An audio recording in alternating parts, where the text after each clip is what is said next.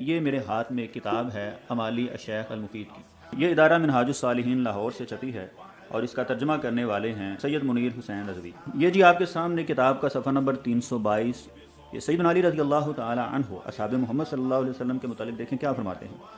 फरमाते हैं कि खुदा की कसम असहाबे रसूल सल्लल्लाहु अलैहि वसल्लम इस रात को बहुत ज़हमत व मशक्क़त किया करते थे और वो अपने घुटनों और पेशानी को बार बार ज़मीन पर रखते यानी सजदे ज़्यादा करते थे। यही खूबी तो अल्लाह ताला भी कुरान मजीद के अंदर असहाबे मोहम्मद सल्लल्लाहु अलैहि वसल्लम की बयान करते हैं। मुहम्मदुर रसूलुल्लाह वल्लज़ीना मअहु अशिद्दाउ अलल कुफ़्फ़ार रुहमाउ बैनहुम तराहुम रुक्कान सुज्जदा। अल्लाह फरमाते हैं कि मोहम्मद सल्लल्लाहु अलैहि वसल्लम अल्लाह के रसूल हैं, वल्लज़ीना मअहु और जो उनके साथी हैं, जो उनके साथ हैं यानी सहाबाए किराम, अशिद्दाउ अलल कुफ़्फ़ार रुहमाउ बैनहुम आपस में नरम हैं, कुफ़ार के ऊपर बड़े सख्त होते हैं।